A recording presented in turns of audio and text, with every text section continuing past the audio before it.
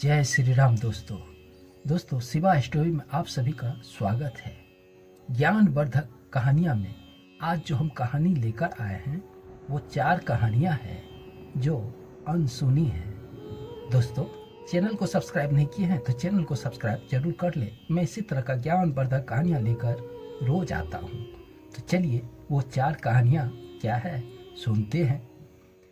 रामायण में एक दिलचस्प कहानी हमेशा सोने वाले कुंभकर्ण की जाती है। कुंभकर्ण रावण का छोटा भाई था जिसका शरीर बहुत ही विकराल था। इसके अलावा वह पेटू बहुत अधिक खाना खाने वाला भी था।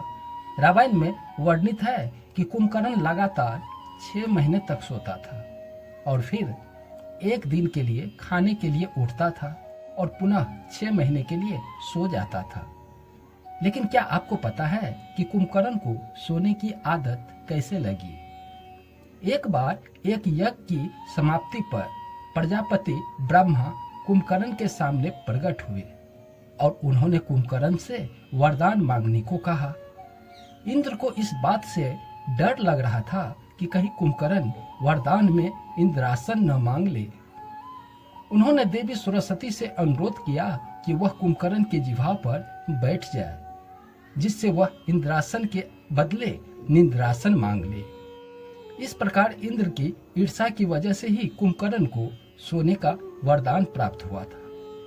दूसरा, रावण को पता था कि वह राम के हाथों मारा जाएगा। रावण की पूरी कहानी पढ़ने के बाद हमें पता चला कि रावण एक क्रूर और सबसे विकराल राक्षस था जिससे सभी लोग घृणा करते थे। जब रावण के भाई ने सीता के अपहरण की वजह से राम के हमले के बारे में सुना तो अपने भाई को आत्मसमर्पण करने की सलाह दी। यह सुनकर रावण ने आत्मसमर्पण करने से इनकार कर दिया, मरकर मोक्ष पाने की इच्छा प्रकट की। उसने कहा कि अगर राम और लक्ष्मण 2 समान इंसान हैं तो सीता मेरे पास ही रहेगी क्योंकि मैं आसानी से उन दोनों को परास्त कर दूंगा और यदि वे देवता हैं तो मैं उन दोनों के हाथों मरकर मोक्ष प्राप्त करूंगा। तीसरा, आखिर क्यों राम ने लक्ष्मण को मृत्यु दंड दिया? रामायण में वर्णित है कि श्री राम ने न चाहते हुए भी जान से प्यारे अपने छोटे भाई लक्ष्मण को मृत्यु दंड दिया था।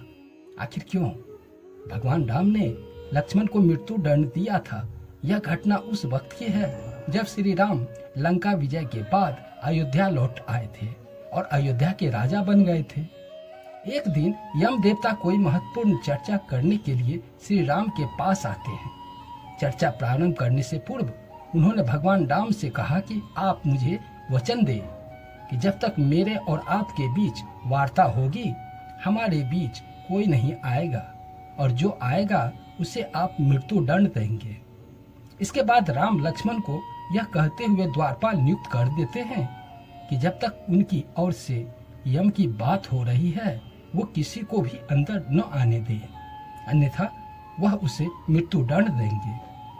लक्ष्मण भाई की आज्ञा मानकर द्वारपाल बनकर खड़े हो गए। लक्ष्मण को द्वारपाल बने कुछ ही समय बीते थे कि वहां पर ऋषि दुर्वासा का आगमन हो गया। जब दुर्वासा ने लक्ष्मण से अपने आवागमन के बारे में राम को जानकारी देने के लिए कहा तो लक्ष्मण ने विनम्रता के साथ मना कर दिया। इस पर दुर्वासा क्रोधित हो गए तथा उन्होंने संपूर्ण अयोध्या को श्राप देने की बात कही। लक्ष्मण ने शीघ्र ही यह निश्चय कर लिया कि उनको स्वयं का बलिदान देना होगा ताकि वे नगरवासियों को ऋषि के श्राप से बचा सके और उन्होंने भीतर जाकर ऋषि दुर्वासा के आगमन की बात सूचना दे दी। जब श्री राम विपदा में पड़ गए क्योंकि उन्हें अपने वचन के अनुसार लक्ष्मण को मृत्यु दंड देना था।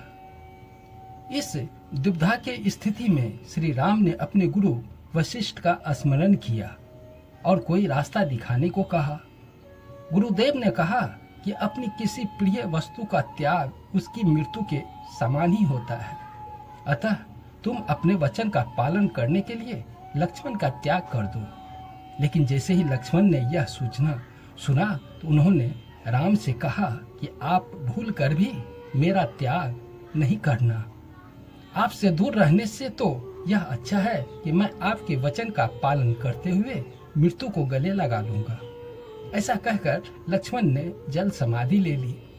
चौथा, राम ने सरजू नदी में डुबकी लगाकर पृथ्वी लोक का परित्याग कर दिया था। ऐसा माना जाता है कि जब सीता ने पृथ्वी के अंदर समाहित होकर अपने शरीर का परित्याग कर दिया था तो उनके बाद राम ने भी सरजू नदी में जल समाधि लेकर अपने पृथ्वी लोक का परित्याग कर दिया था। दोस्तों, यह कहानी पसंद आई हो तो चैनल को सब्सक्राइब जरूर कर ले। मैं इसी तरह का ज्ञानवर्धक बातें लेकर आता रहता हूँ। जय श्री राम।